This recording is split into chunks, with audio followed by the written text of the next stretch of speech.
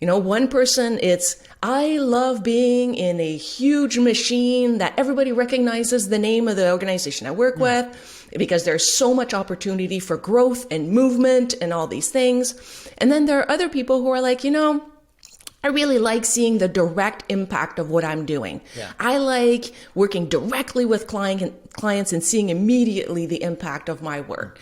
And so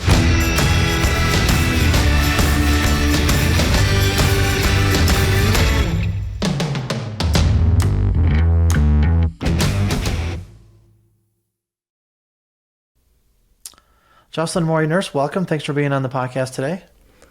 Thank you so much. I'm super excited to be talking about this topic.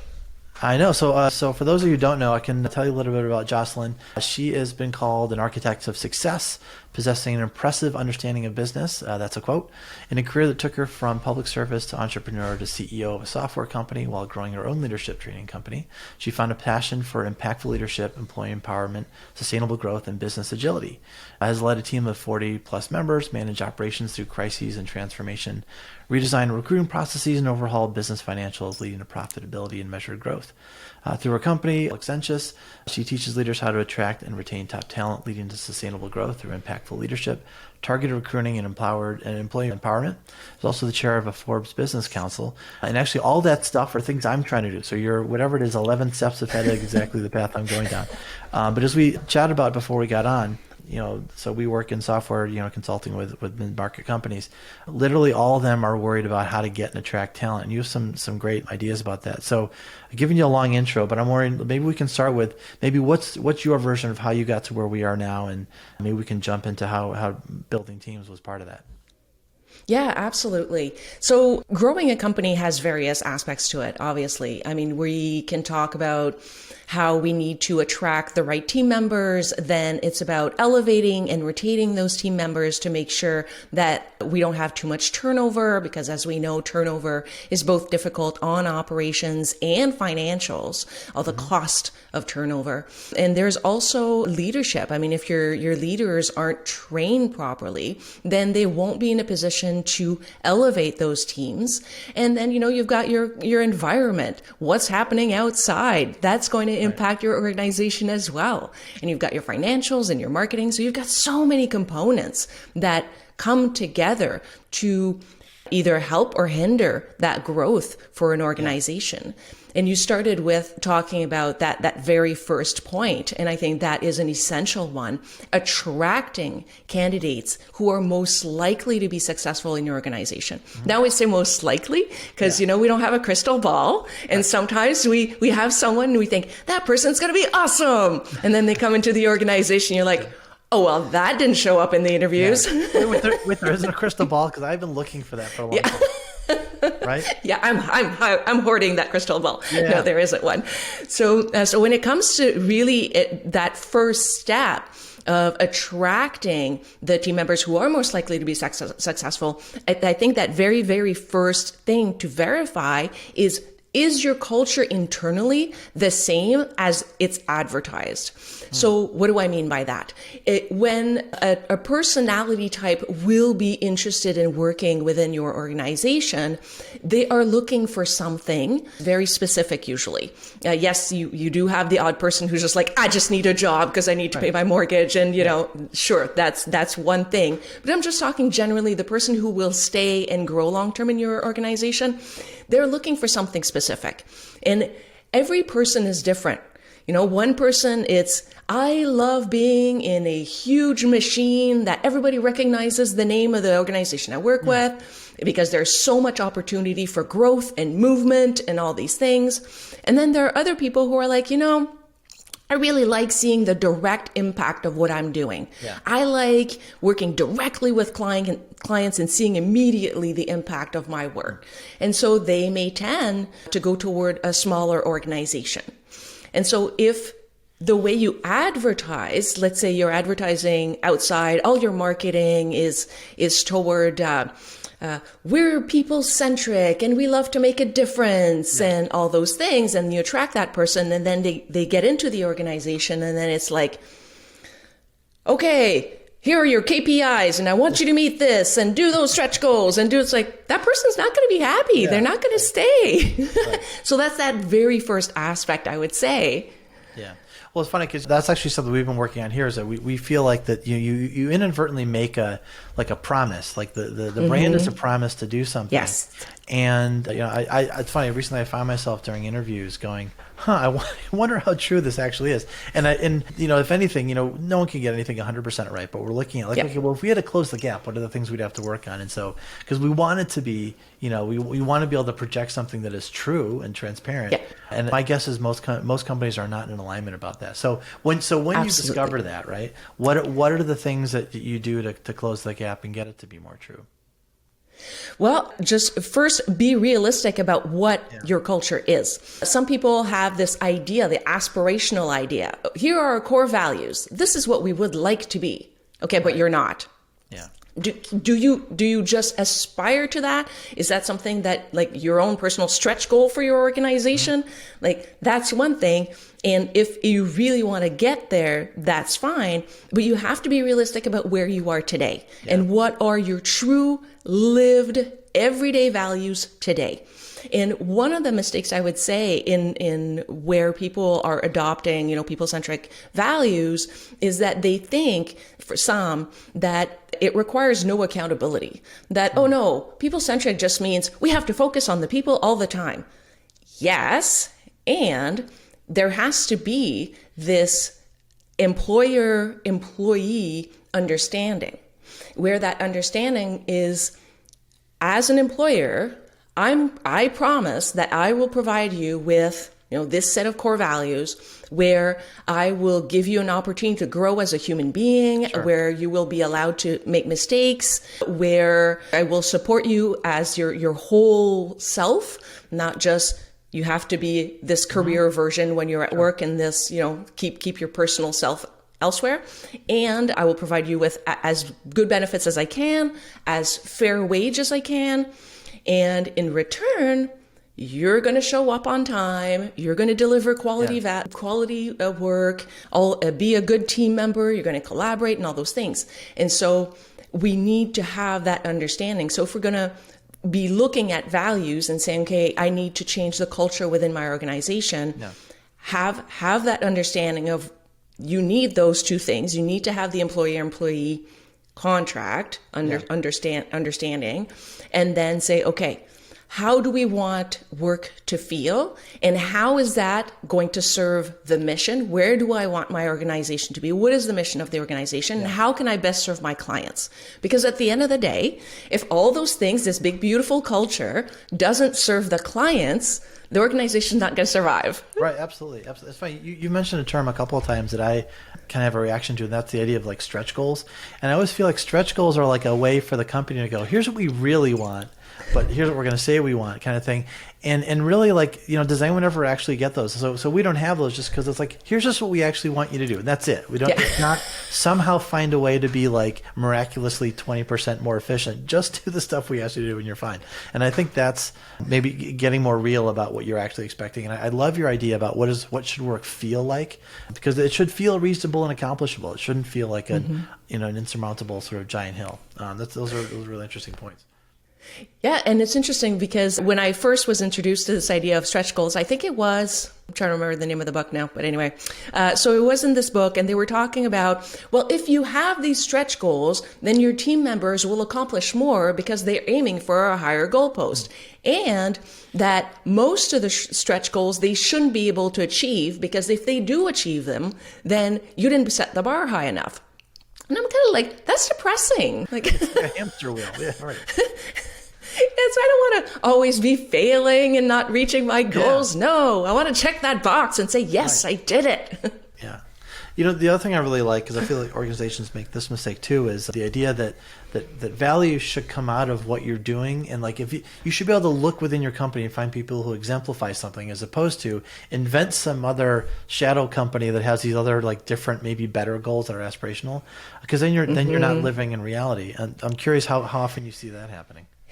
Absolutely. And what happens is when you start emulating the values of another company, let's say, oh, I love this company, I'm going to do what they're doing. Yeah. then you're just like what, a poor imitation of that company? Sure. How's that? How are you going to market that? Oh, you know this wonderful company you love? We're a lesser version of them. Like, no, you need to be able to find what differentiates your organization. You know, when I talked a little bit at the beginning, how marketing is one aspect of growing an organization. Yeah. Well, you have to be able to explain, why am I different?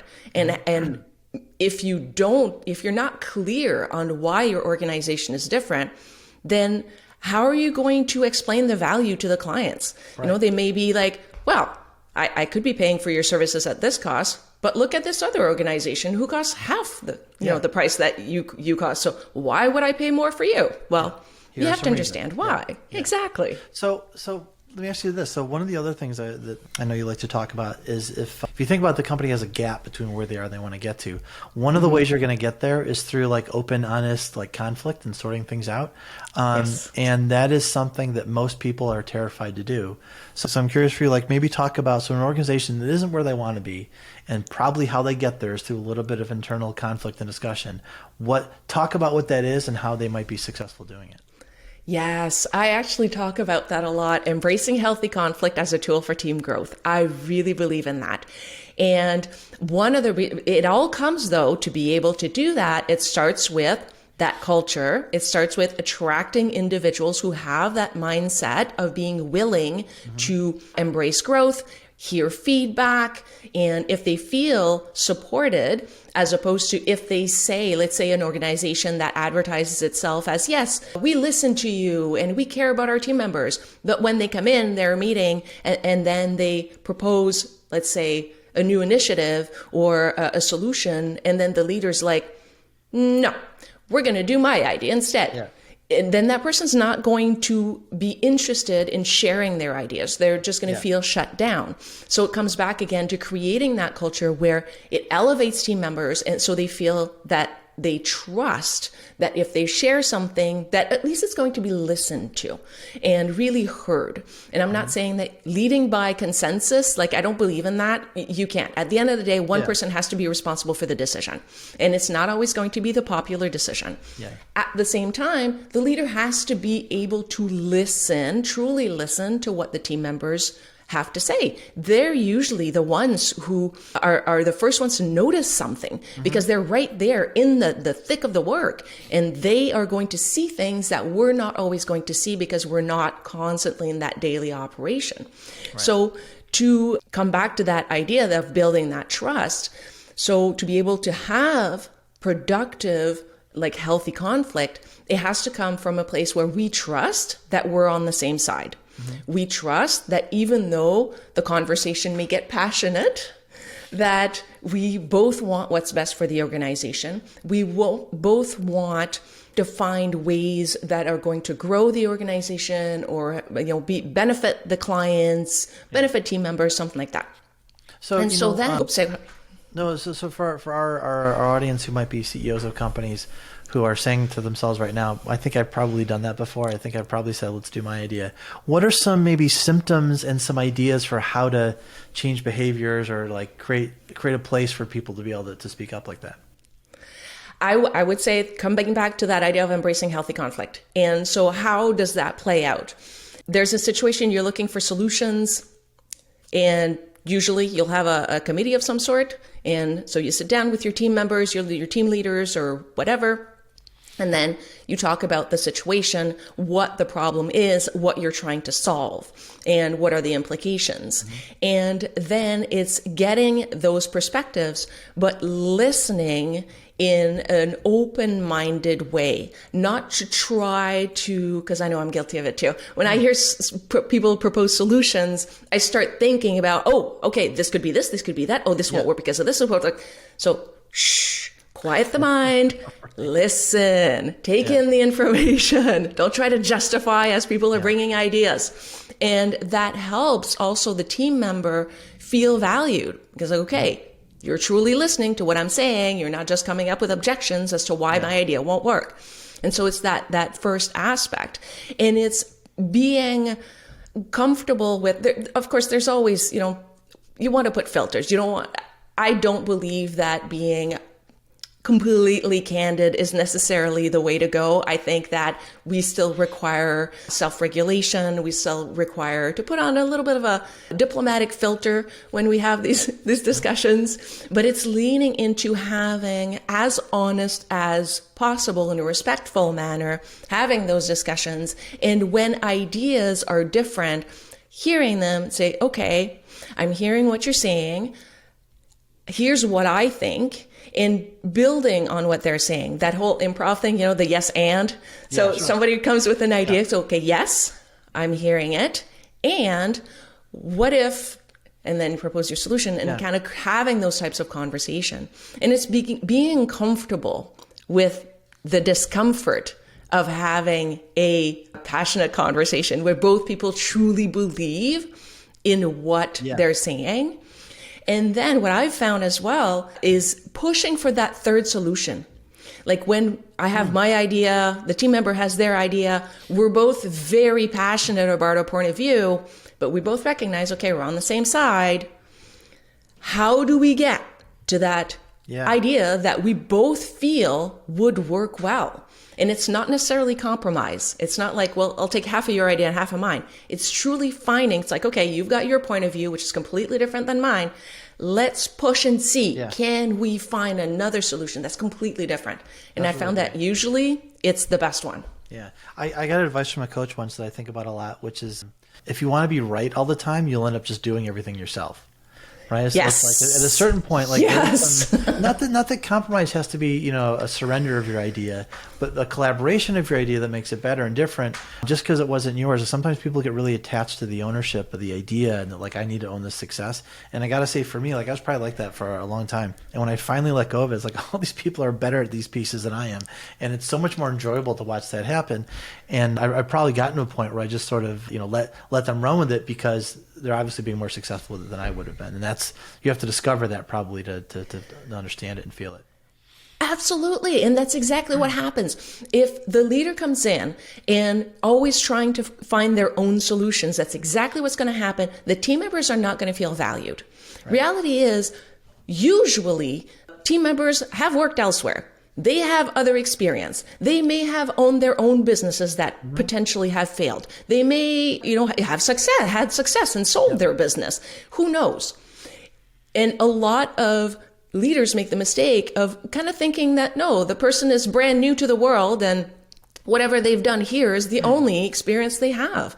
No, they've got all kinds of experience, and it's keeping that in mind. Because when we don't, it's exactly as you said, it discourages them, and then they're not going to share their ideas, and then you're going to be the only one trying to fix everything all the time, and that is stressful.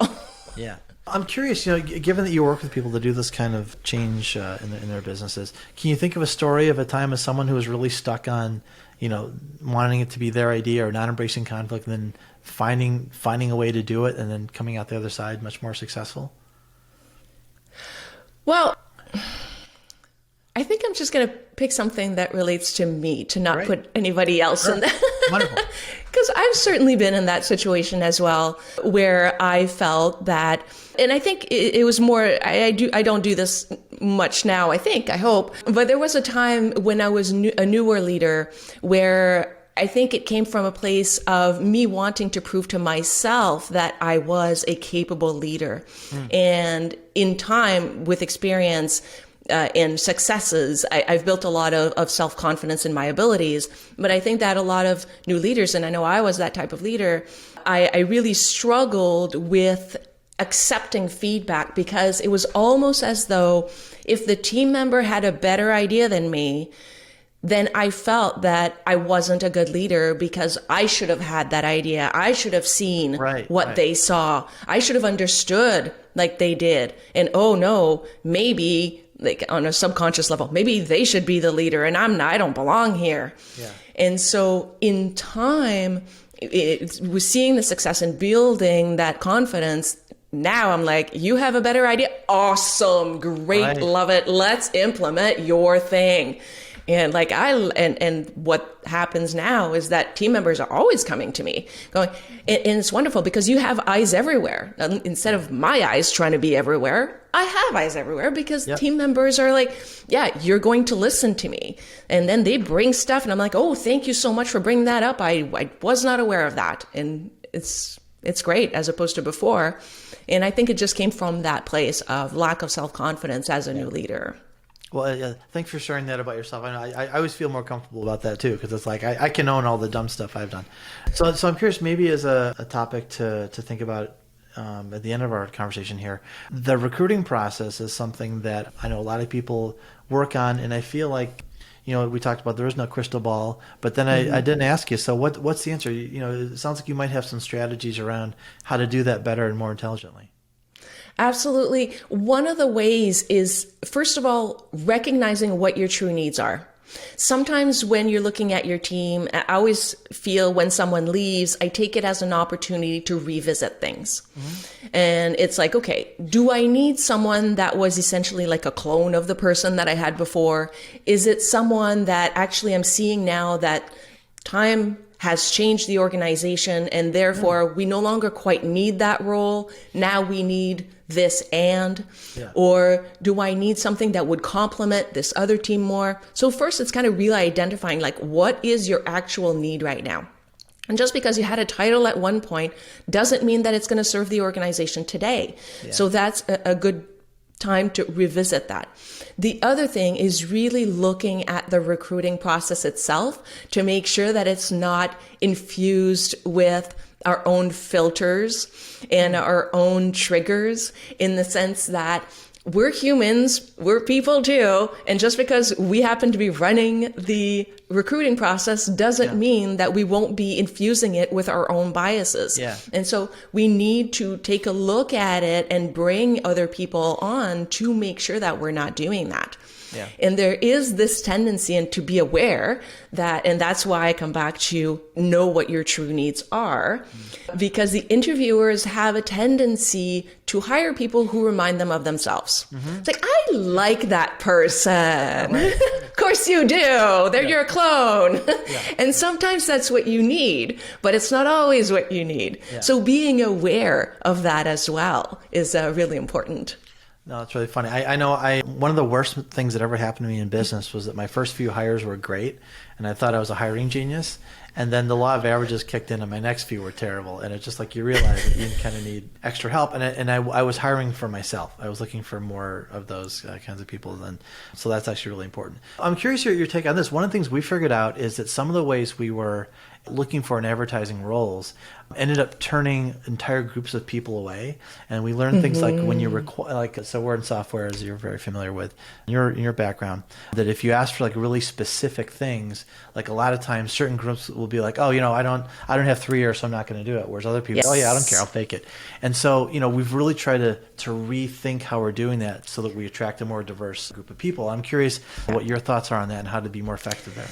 Yes, a lot of it has to do with making sure that you really describe the tasks. So be very clear on the non-negotiables. Like sometimes, is it really necessary to have a number of years? Sometimes it might be because, hey, you know what? You have a client and that client is saying, whomever you give me must have this number of years. Like, okay, fine. If you've got that, then for sure.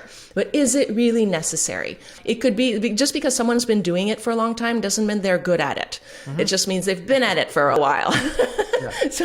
So we really want to be clear about what are the non-negotiables, what are the tasks that must be done a certain way with certain parameters. Then it's really like your nice to haves, but it's also try to recruit via skills. Like a lot of skills are transferable. A lot of experience in one field translates to another field. Absolutely, yes, so trying to word it in such a way that it's more accomplishing tasks than experience in having done XYZ. Because then it really narrows that down. And something that I've seen that I do certainly is add a little paragraph. Hey, do you think you're close to this, but not quite? Apply anyway. That's a great idea. You know, a lot, and I just a lot of skills are transferable, and you may have exactly what we're looking for. So if you apply anyway. You know, it's funny. One thing we figured out is like for certain roles, there are certain things that are completely transferable, and others that we think we can teach you. And so, like for example, one of our roles in management, some of our best candidates, we have one person who came from managing banks, and another person who came from like something else. And it's like we're in technology, like, oh, forget the technology, we can teach you the day-to-day management stuff and understanding money and all this other stuff. That's been the trick for us. So it's like there's certain things, like you say, like you might think of if you split them apart, that, you know, this thing we can train you in a month. Well, great. That's almost like, who cares? We can figure that out later. And that was a revelation for us because we were hiring them in this really narrow band and not being very successful. Yes. And I'm so glad you brought that up, because it's a lot easier to teach someone a skill than to teach personality and to teach culture. So I always infuse, like when I interview, I always infuse the culture. I test for cultural fit. Yeah. Because if they won't fit in as a person, it's a lot harder to change their personality than it is to teach them a skill. Yeah. You know, on the topic of the personality stuff, we started doing using like personality tests. I'm curious if you have a feeling about those, how to use them, how effective they are, et cetera. Like, what would you say about that? That's hard. I don't think it's a good idea to do personality tests to hire someone. Okay. And the reason is I feel that personalities may change over time. Maybe not like the core of who you are. Although we've seen that happen as well. I think people change. I think it's a snapshot in time of where the person is. Certain traits will come up. I like personality tests once the person has been hired. But to hire, my biggest concern is that someone might try to like play the game in the sense that, okay, they're looking for, exactly. Yeah. It's like, okay, they're looking for this, so I'm going to answer this because I think that this is going to get me what they're looking for. Right. And I don't see that as valuable. Once the team member has been hired and they feel safe to be themselves and answer truly, then I feel it's useful because it helps me understand personality a little bit better. It helps me see what might be some strengths that might complement other team members. Right. And I know for myself, like we've done the it's called I don't know if it's formerly known Myers-Briggs, and the Strengths Finder. Mm-hmm. And so what was good with that is that I know a lot of it. I was like, oh yeah, that's me. But then I saw other strengths and I was like, this would really complement me in terms of perspective in making decisions. Because if I poll people who have very similar strengths as me, they're probably going to agree with my solution because you're all kind of thinking the same way-ish. So if I take someone who has a completely different personality profile, like, oh, I want your take on this thing because you're probably going to give me a perspective that I hadn't thought of. And that I found happens a lot. It's interesting. So I might believe in them a little more than you do. So I tend to think like hopefully they figure out a way to, if someone's trying to game it, they at least know or something. But for me, what I like in the interview process is, for me, it sort of fills in some blanks. If I'm only going to meet you for a couple of times, I find it's a nice accompaniment to be like, I had a gut feeling about something. And if I go to it and it either validates or, you know, challenges or whatever, if I had a question mark, that's been reasonably helpful. And one of the things we figured out is of the Myers-Briggs types, there are two we figured out that have never worked out for us. So like we at least know if you show up as this one, it's like that's like if in the interview people are like, I can't put my finger on why this person might be a problematic person, we can kind of go to that. So I don't know, but it's that's interesting. There's so many tools and so many ways to do this. I know it's kind of like an open whatever. So maybe as a final thought, if I jump around a little bit, you've got I wonder if you have an opinion about what's a one piece of advice to give to aspiring leaders who are trying to work on recruiting and kind of this whole conflict, you know, embracing conflict. What's the one piece of advice you'd give to leaders right now? I would say push to understand yourself so that you can better understand others. Because at the end of the day, I've said this before, we are people leading people, and we need to understand ourselves if we're going to be able to understand others. And that it means doing the self-work, understanding what are our triggers, understanding that if we're in a situation where suddenly we feel like, man, that person just is constantly contradicting me. What is their problem? Yeah. Are they really? Or is it something that is triggering from your own life experience, and it's your own filter that you're putting on there? Yeah. So I think that being that and just being as authentic as possible. Clearly, as a leader, we have to self-regulate, and we can't just show up one day, and if we don't feel like being the leader that day, we can be like, I don't feel like it today, so you figure it out. So no, we can't do that. Recognize the responsibility that we have, but at the same time, be as authentic as possible, not be the leader that we think we should be. It serves no one. It's not good for us, and the team member will pick up on something. They'll be like, I don't know, that person feels fake. Yep, I hear you. Jocelyne, it's been a pleasure talking to you. Thanks for commenting on all these weird topics I threw at you. So thanks. Oh, it was great. I loved it. Yeah. Thank you so much.